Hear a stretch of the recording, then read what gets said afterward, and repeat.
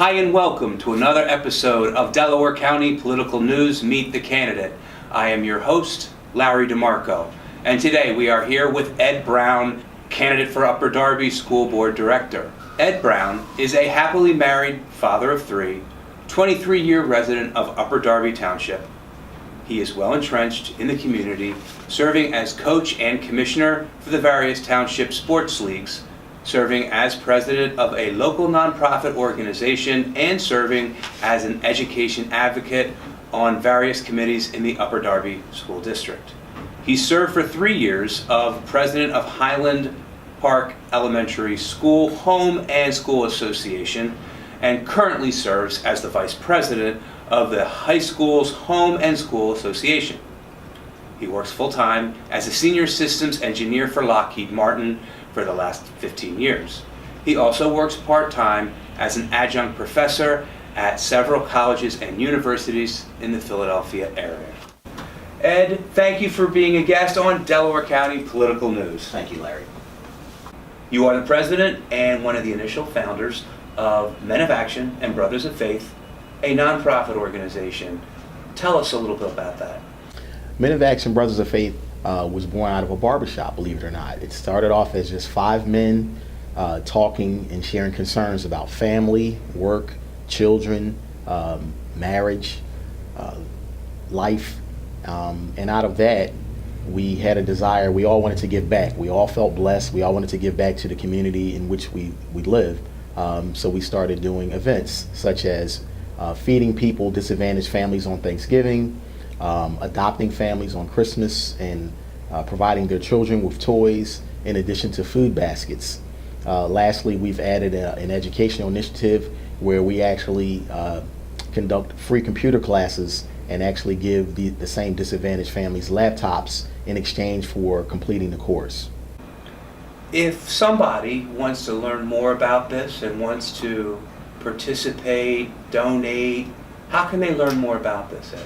They can go to our website, www.moabof, that's our acronym, Men of Action, Brothers of Faith, www.moabof.com, or they can go to Facebook and they can do a search on Men of Action, Brothers of Faith, and they will find our page, and they'll find out about the events that we're doing that's coming up, our plans for the future, and they can donate. They can be a part, they can volunteer. We have a lot of volunteer efforts. For instance, on Thanksgiving, when we feed 250 people, we encourage young people to be a part of that and actually volunteer. They can get school credit, or they can just simply give back and get that warm feeling from helping us feed disadvantaged families. You said you feed 250 people on Thanksgiving, but you started with 5 people. How did you grow this thing? Well, currently our organization has 12 men, and we have a lot of supporters. We have a lot of people that volunteer and come out and support our organization when we have events. So we have 12 core members. We're self-funded. We pay dues. We raise money. We do fundraisers. We also write grants. We take care of and we fund all the events that we do. But we do have a large support system, and people are excited and always want to be a part of our events. How long has Men of Action, Brothers of Faith been in existence? We've been around for about 7 years. We've been a 501c3 nonprofit as per the IRS for about 4 years. There's a lot of great intentions, but you guys are Men of Action, so to speak. So Yes. I applaud you guys for your efforts. Thank you. Tell us about your family background. My family background, probably my biggest influence is my mother. She was a teacher in the Philadelphia School District, so education was always very important in our household. She instilled the value of education in me, and I try to do the same with my kids. She was my motivation for my academic achievements. I possess 3 master's degrees in different disciplines, and I use that as an example for my children to achieve academically, and so that they can become knowledgeable in various disciplines. You have been teaching for quite some time, have you not? Yes, that's correct. Where are you teaching now, and where have you taught in the past? Most recently, I taught at Delaware County Community College and Drexel University as an adjunct instructor. I've been teaching since about 2006, first initially at Penn State's Abington campus. So I've taught at various universities and colleges in the Philadelphia area, but most recently at Delaware County Community College. What do you teach? Technology courses, network security, Linux networking, the Windows applications, all technology related. I want to ask you a little bit about your community where you're running. What is unique about Upper Darby? It's a diverse community. More than 60 languages are spoken at the high school, so we have a microcosm of nationalities in our community, and I think that's a microcosm of the United States as a whole, and the principles that the United States was founded on. We have all cultures, we embrace all cultures and all nationalities as a whole in the United States, and Upper Darby is no different than that. I think we should tap into that diversity and that spirit. Does the current makeup of the board reflect the diversity of the community? I don't think so. Right now, the majority of the school board directors live in one half of the township, and there's only a couple that live in the other half of the township. So it's not an adequate in my opinion, it's not an adequate representation of the entire township. Do you think switching to districts would correct this issue rather than the current at-large system? I do think that. Then that way, each area would feel like they have adequate representation on the board. Right now, there's many areas that certainly can say that they're not represented at all. So I think that would be a viable solution. As a candidate and longtime resident of our Upper Darby, what effect does it have on the residents when they don't feel like they have a voice in the school board? Well, based on the feedback that I've gotten from some residents and people who live in various areas where they don't have representation on the school board, is that they feel like we can't go to a school board meeting and get answers, because we have to raise our hand, sign in and ask a question, and then that question is not answered that night, or maybe in some cases not ever, and then we don't have anyone that really represents us or that lives anywhere near us on the school board. So they're like, what's in it for us? How are we represented? Who's protecting our interests? Those are the concerns that I hear. But yet they may have several children that are in the school. That's correct. So they have children who that means they have a right to ask questions. They have legitimate concerns, because parents are the biggest advocate for their own children, and yet they don't feel like they have anyone looking out for that interest. They don't have adequate representation. And no voice. Correct. What observations have you made about the political climate in Upper Darby during the time that you've lived there, quarter century? I guess surprise would be my initial reaction. I guess I was naive about the political climate in general. I was asked maybe 5 years ago to run for school board, and that was based on my involvement in the school district and all of the different things that I volunteered for. But one of the questions that I kept getting repeatedly was, what party are you affiliated with? And I didn't understand the connection. I simply wanted to improve education and be a part of improving the educational process in Upper Darby. I didn't understand the connection to politics, but I soon learned that that's very important as far as the support that you'll get based on which party you are a member of. And what did you learn specifically? I learned that one of the political parties would like for you to be a part of their group, and if not, you're really not going to get the support that you need in order to be successful. And you shared with me a dinner or some type of meal that you had with committee men of the Republican Party? That's correct. Yep. I was asked to attend a lunch, and I was basically groomed to join that particular party, and I was vetted.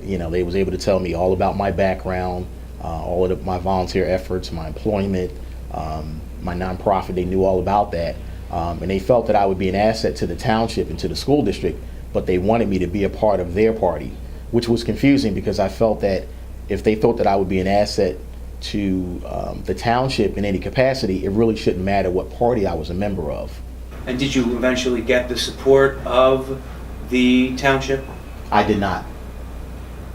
And did you refuse to change your registration? I did. And I that declined. And that's why you didn't get their support? Correct. Ed, have you ever been to any school board meetings? Yes, I attend almost all of the school board meetings. I find them to be, the structure to be a little strange in that it's not two-way communication.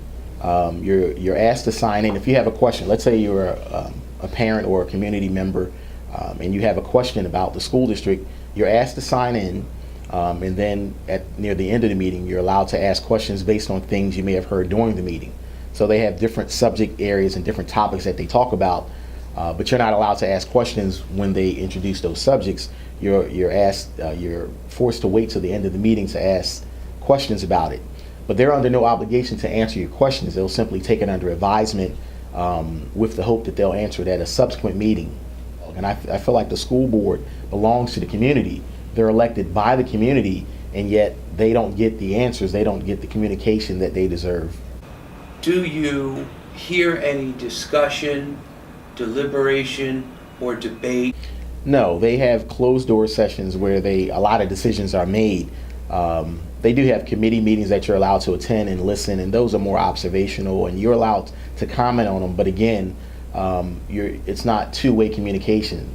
I'm not allowed to comment on it and really see how the school board feels about my comment or my observation or suggestion. They simply take it under advisement, and they'll, if they choose to, they'll answer it later. But most of the decisions are made behind closed doors. What comments do you have about this entire process? When I'm elected, I would like to change the structure of the school board meeting. I would like to make it more welcoming so that the community feels like they have a hand in the school district since it belongs to them. I would like for the community to know that if they come to a school board meeting, that they'll have a voice, their questions will be answered, their voices will be heard, and that way it's a two-way communication. It won't simply be fact-finding or informational, it'll be a two-way dialogue. Why do you think that it's done that way? I feel like they make the decisions, and they don't really want to know what the public says, or they feel like they're making a better decision, and the public can't possibly suggest anything better. So they don't really want to hear what the public has to say. They want to let the public know, you elected us, this is a decision we made, and we're giving you the information. As a taxpayer, as a parent, as a community leader, I take offense to that. I think we have a lot of talent, a lot of intelligence in our township, a multitude of professionals in various disciplines. So I would think that they could offer suggestions and comments that could help the educational process in Upper Darby. Ed, you mentioned as a parent. Tell us about your kids. I have 3 children. I'm the proud father of 3 children. I have one son that's in college. I have another son who's in high school and a daughter who's in elementary school in 4th grade. My oldest son is currently studying journalism at Hofstra University. And my middle son, my second son Elijah, is in 11th grade at Upper Darby High School. And my daughter Sierra's in elementary school at Highland Park. In your background, I noticed you did some coaching. Were you coaching your kids? I probably coached all my son's basketball teams. I coached them in Little League Baseball, soccer, you name it, whatever they was involved in, I probably coached it. But primarily basketball is something that I played, and I also coach my sons from the time that they started playing, maybe at age 5, all the way up until recently, till AAU basketball in national tournaments. Why do you want to run for office? I want to run for school board because education is so important, and I feel like we have the best students in the country in Upper Darby School District, and I want to be a part of cultivating that talent. Ed, what issues are involved in this 2017 election? Student achievement, state funding, and fiscal responsibility. Student achievement is obvious. It's most important that students achieve academically. State funding is important because the state funding has decreased year after year, and it gets harder, not easier, in order to meet the mandates of education and to administer education with limited resources. Fiscal responsibility is important because we have to do more with less. We still have an obligation to educate the children of our district, and sometimes we have to do that with less money than the year before. What is your campaign platform? My campaign platform is also three-faceted: accountability, responsiveness, and communication. So those are the three things that I think we can improve upon in our district. Currently, decisions are made and the community is not made aware of those decisions.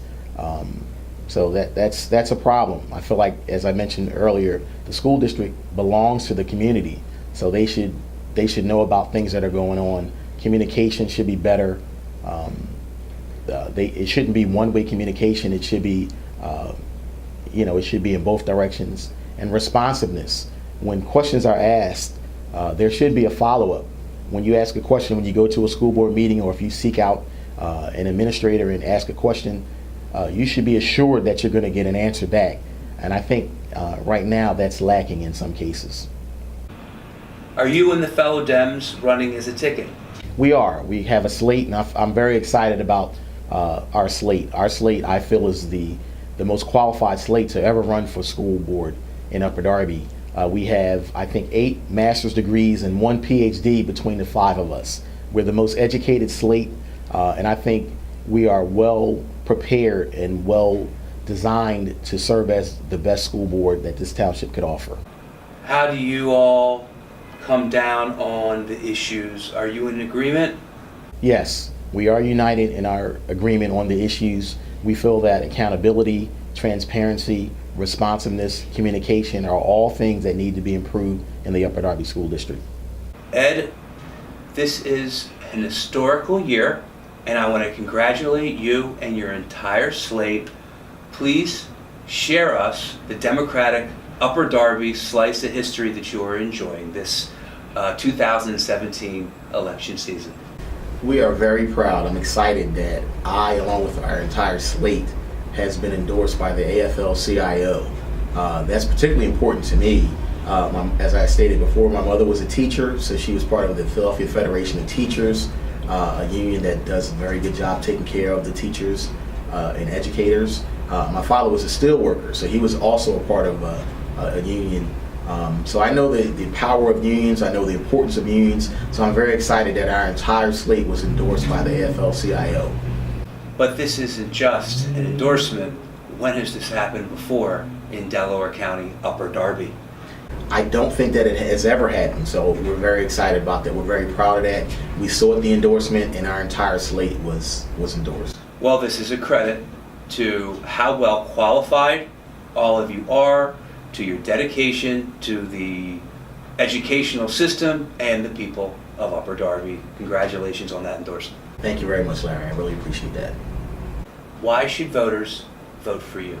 I think I've proven in every aspect of my life and everything that I've done that I'm a hard worker, that I attack things with a vigor, and this would be no different. This would be treated no different. I think I've already demonstrated my commitment to the Upper Darby School District and the various committees that I've served on. I've raised money, 100% of which has gone back towards student achievement and student programs. That's what they would get more of. I think I've already demonstrated my commitment to the community, to the school district, with the programs that I've implemented, the things that I've done with my nonprofit, where I've partnered up with the schools and actually have conducted mentoring sessions in the schools themselves. That's why they should vote for me. If they want a tireless advocate for their children, for education, then they should vote for me. Ed, you have the approval of the Republican Party, except that you wouldn't change your registration, correct? Correct. That's very true. What has been some of your biggest successes? Well, one of the things I'm excited about is a grant that I just found out Monday that my nonprofit was approved for in order to continue our initiative of bridging the digital divide and teaching disadvantaged families how to use technology, giving them access to technology. So we'll be able to identify 40 families, conduct free computer classes, and give them free laptops as a result of them completing the workshop. And this is something that I'd like to do in the school district. So I'd like to identify disadvantaged families in the Upper Darby School District to be a part of this initiative. So you'll be training 40 families how to use 40 laptops? Yes, each family will have a laptop. They'll learn how to do things like safely surf the internet, how to use applications, how to use a word processor, how to use a presentations package, how to use a spreadsheet, things like that. And then they will, as a result of it, it'll be a 4-hour workshop, and if they complete it, they will get to keep the laptop that they'll learn on. They come into the workshop simply wanting to learn, and they do not know, the incentive will not be that they'll get a free laptop. They'll simply be coming to the workshop to learn. The reward that will be a surprise at the end of completing the 4-hour workshop will be a laptop that they'll get to keep. Some of my biggest successes are when I served as Highland Park's homeschool president. We raised $15,000 in one school year. 100% of that money went back to student programs. I was very proud of that. I was asked to stay on as president even after my son graduated, so I was president for the 3rd year, even when I didn't have a son in the school. I'm also very proud of the fact that I was part of a presentation. I helped author a presentation that we conducted for the Upper Darby Rotary Club, and we requested one 3D printer for one of the middle schools. They were so impressed with the presentation that they provided 5 3D printers for each of the 2 middle schools. So I'm very proud of that. Who is one of your biggest influences? Dr. Richard Press. He was the former medical director of the medical department at SEPTA. I was a programmer at SEPTA, and I was hired in a temp capacity to work in the medical department as a programmer.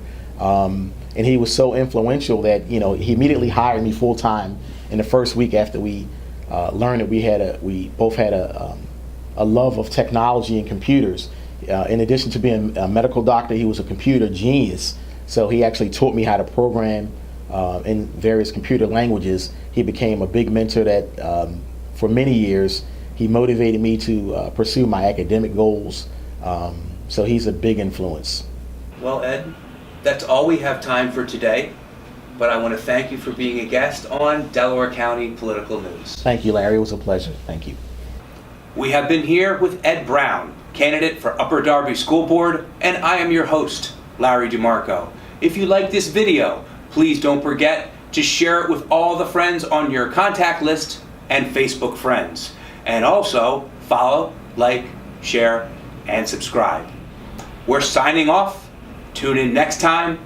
Bye for now.